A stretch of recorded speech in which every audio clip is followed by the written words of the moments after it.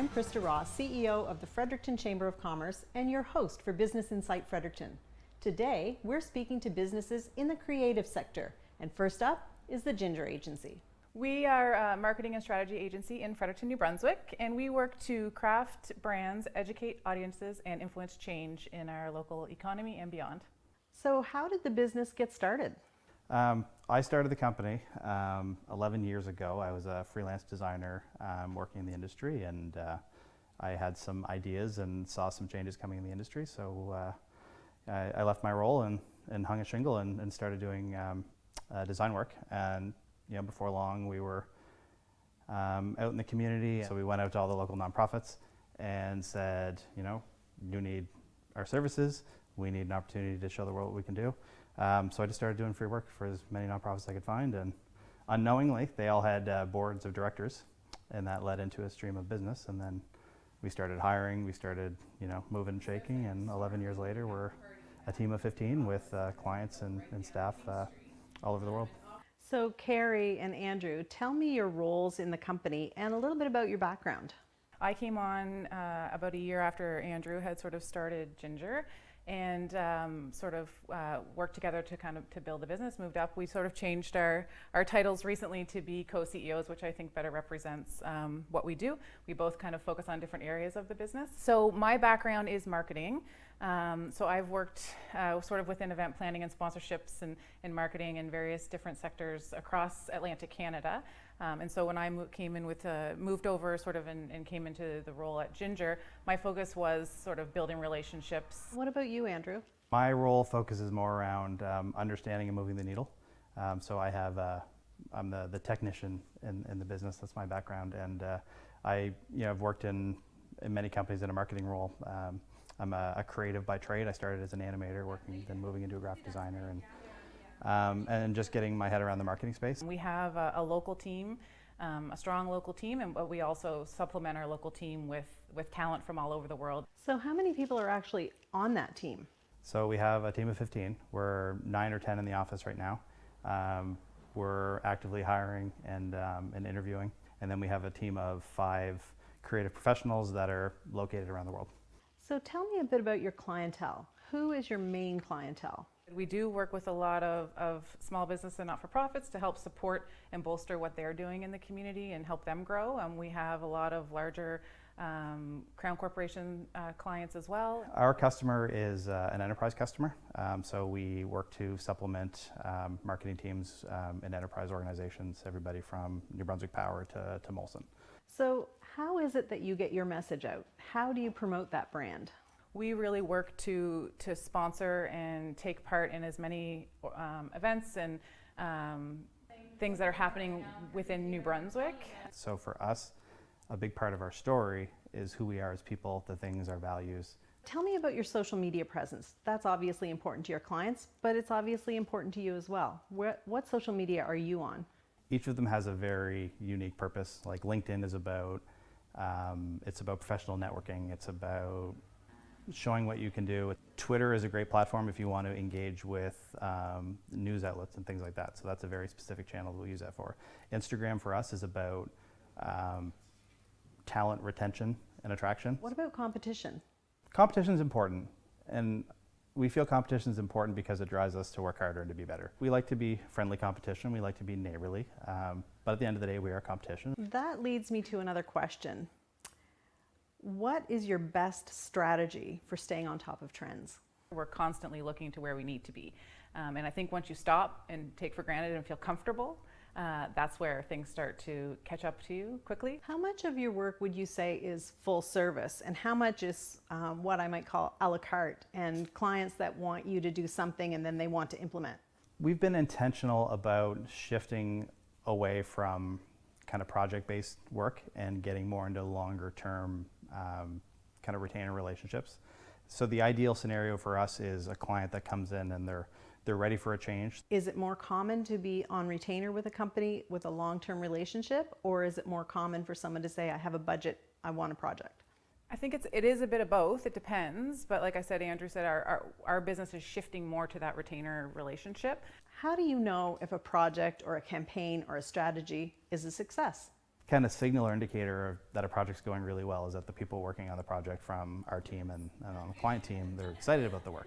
What is the favorite project you've ever worked on? For me, I've been involved with Harvest for almost 17 years in various capacities. I still work as an advisor with the organization. We're lucky that a lot of the work we get to work in and the campaigns we work on they're fun and they're exciting and engaging. In March of 2020, a lot of things changed. COVID impacted many businesses.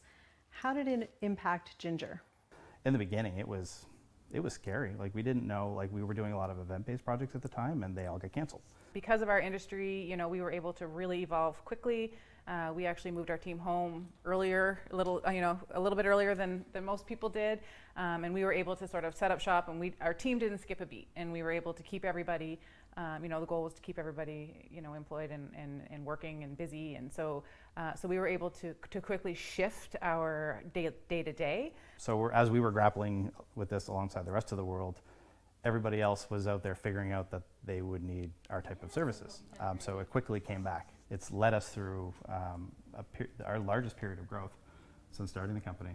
Which we do not take for granted. So you've talked a lot about synergy with your clients, synergy with your team. What about professionals like accountants and lawyers and bankers and those types of professionals? How do they play into your team? Yeah, we would literally be nowhere without the professional services that support us. And we're a professional service ourselves in a lot of ways. So it's really important to build a team of people that you can trust. How do you feel about the economy, the business environment, and potential opportunities right here in New Brunswick? How we've responded to COVID and the discipline and the restrictions we put in place. We definitely had an opportunity to rise to the occasion. I'd say we answered that call. As business owners, what's the best advice that you've ever received? It is all about learning. You should not know the answers. You need to find them and then ask more, right? So it's just constant learning. I'd say it comes down to saying yes more than no. Tell me about any awards or commendations that you've received. We've been nominated and won a Chamber Award, and we've been nominated a number of times. I think it was the Young Entrepreneurs Award that we shared in 2013. An honor, for sure. Beyond that, I think the most important thing is that we always put our clients before us. So, we live for the glory of our clients. Last question, any exciting projects coming up? What are your goals for the next year or 3 years or 5 years? As we come out of COVID, I'm sure there's going to be, historically there's a boom coming. So we're looking forward to that. We've got some really exciting plans around our expansion. Other than that, you stay tuned.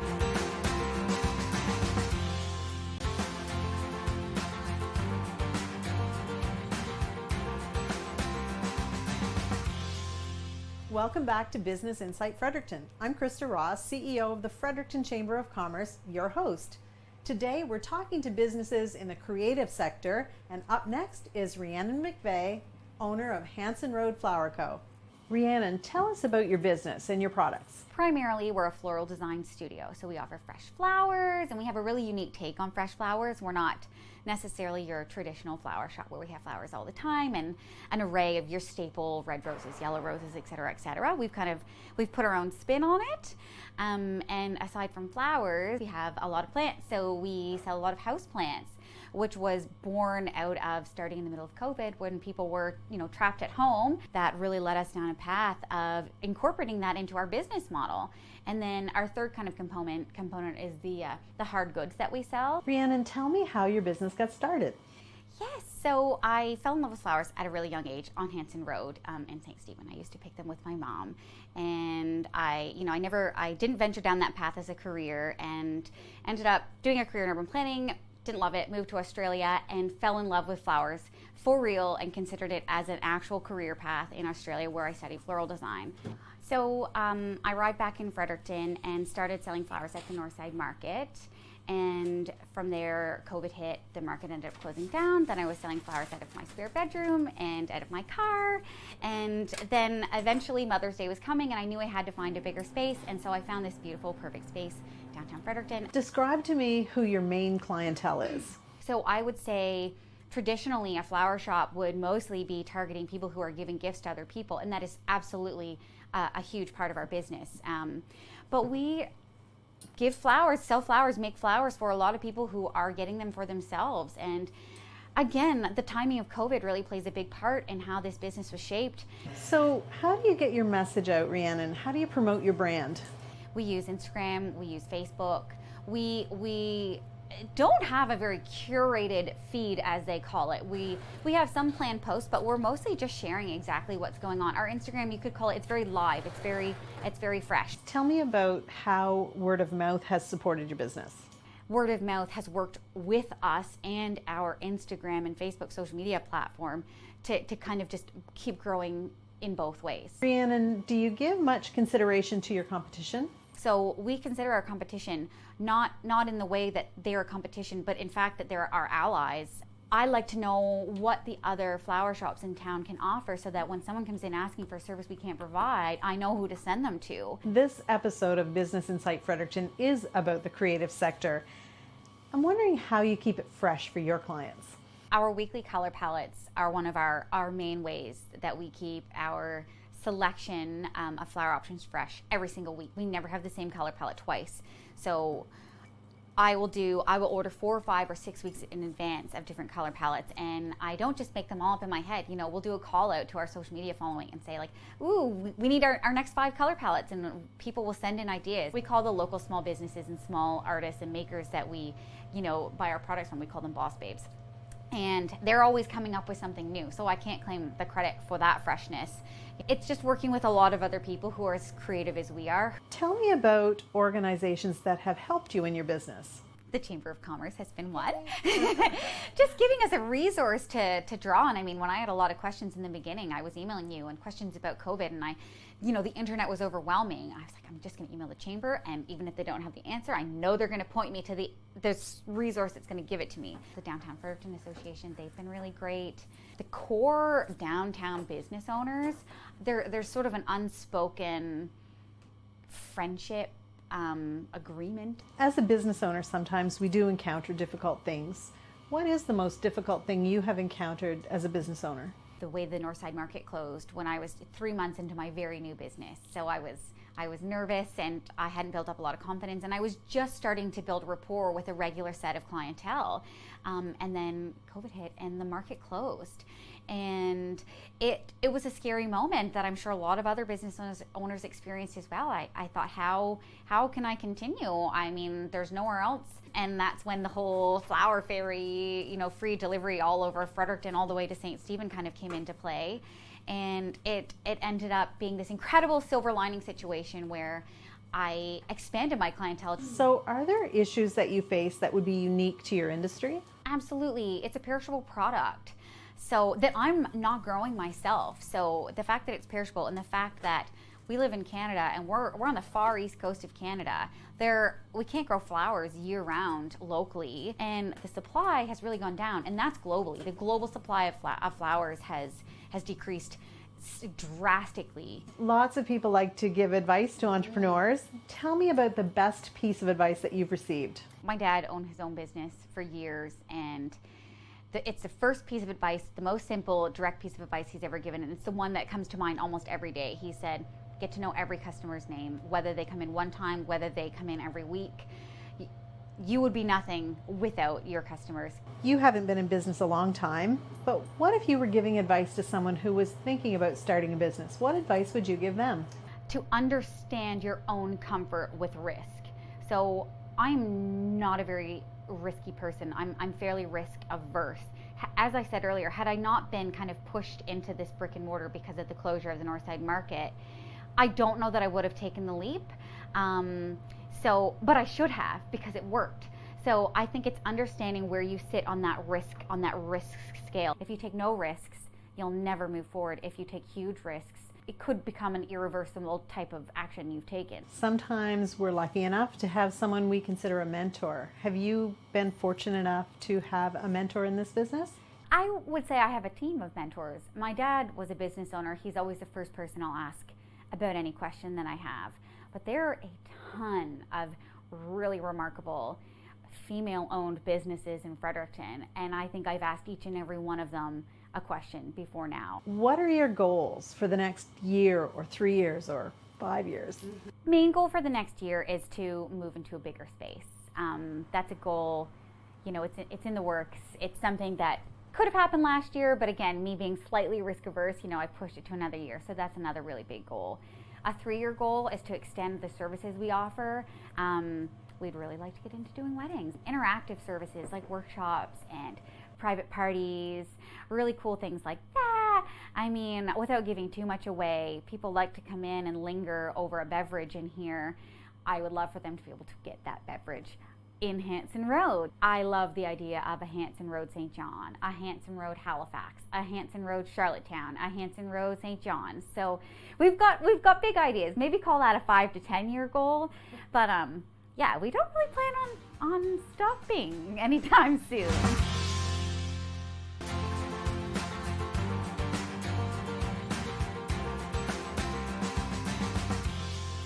Welcome back to Business Insight Fredericton. I'm Krista Ross, CEO of the Fredericton Chamber of Commerce, your host. Today, we're speaking to organizations in the creative sector. Next up, we have Jennifer Krueger, who is the founder of the Estey Art Initiative, a charity. We're filming this segment in the studio at the beautiful Crown Plaza Lord Beaverbrook Hotel. Jennifer, tell us a bit about the Estey Art Initiative. Okay, well, the Estey Art Initiative is a registered charity, and our mission is to improve lives through art. And our main program is working with students. They're generally 8, 9, and 10. Some programs have a little bit bigger range. How did the organization get started?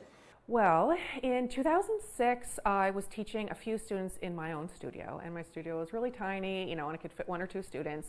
And I thought, I want to keep doing this, but on a bigger scale. And back then, I sort of made a little bit of a business plan, took it to what then was District 18, so that will tell you it was a while ago, and said, this is what I want to do. Can I do it in some schools so we can have some more kids? So we started out like using libraries, cafeterias, whatever it was. And then we're up to over 70 schools. How many children does that include? It's over 1,400 students a year that will come with us. And tell me how the program works. How do students get involved? So our main program is an after-school program. It's for students in grades 3, 4, and 5. And they stay right at school and we come to them. And the artists bring everything we need with us. We bring different materials, different curriculums, and we work with them. They do 1 project each week. So as a charity, do the children get to participate for free? As a charity, families right now pay a maximum of 60% of the cost that it costs us to put on the program. And then we subsidize the rest through a variety of different things.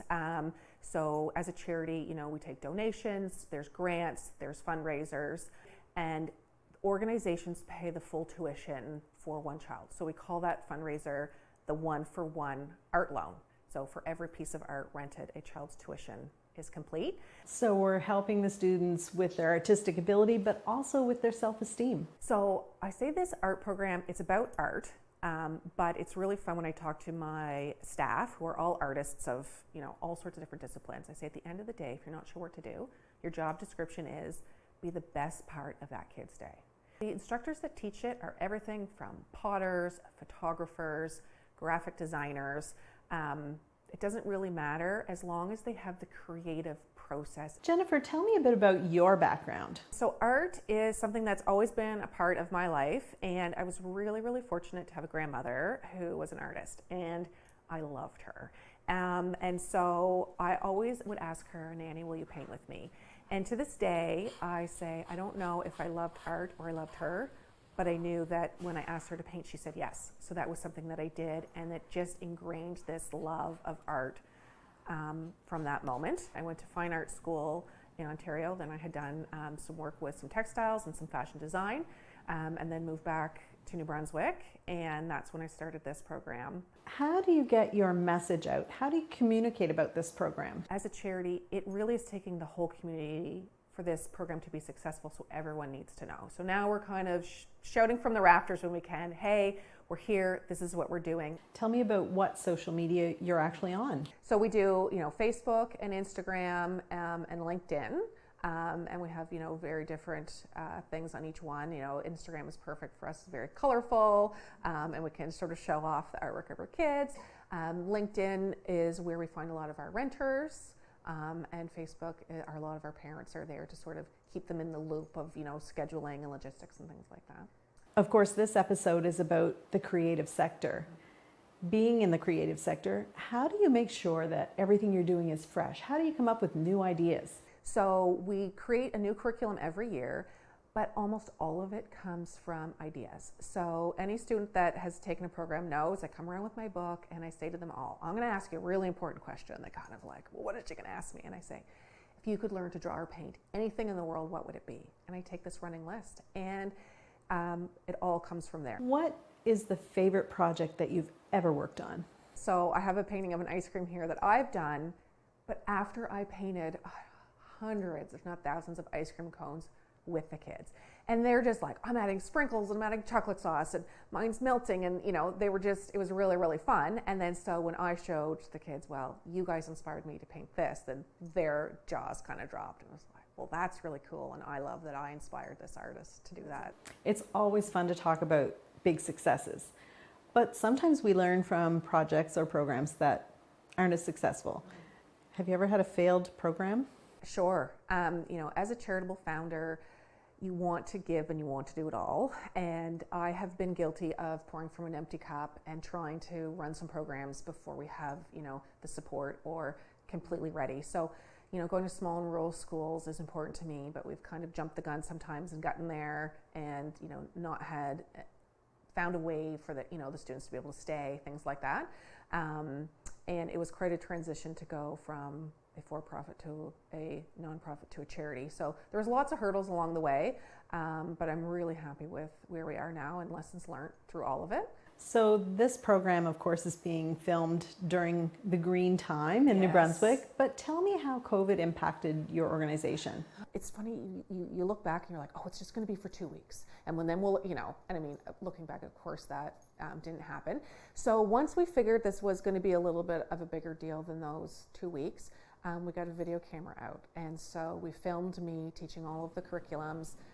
We created a little private YouTube channel, sent it to families like, okay, grab whatever supplies you have at home, follow along, we'll do this. And then in the summer, we were sort of greenish or yellow, then, and we could do more. So we ran summer camps. So all of the students whose program got cut short for COVID were able to then take that credit and put it towards summer camp. So we had hundreds of kids take advantage of that and come for an entire week. Have there been organizations that have helped you along the way? Absolutely. So United Way was a big help when we went to do our summer camp. Community foundations, the St. John Community Foundation, the Fredericton Community Foundation, have all been really, really incredible. And all the organizations, big and small, that rent, we wouldn't exist in our capacity without that. What's the best advice you've received? To do what you're passionate about, and this passion, for me, anyone that knows me, it's clear, my why is never at risk. So to follow that, but to be smart about it and to not pour from an empty cup and to accept help and, get what you need to be successful for those kids. What goals have you set for the charity for the next 1 year, the next 3 years, or even the next 5 years? The goal for this semester is to get, our core staff back, figure out the new normal, and it is to have a piece of art rented for every single child. That is the goal, to have no child go without fully completing not only the program, but the opportunity to have their piece shown in a gallery. We're always looking for great companies with a unique story to feature on the show. If you have suggestions, please get in touch with us.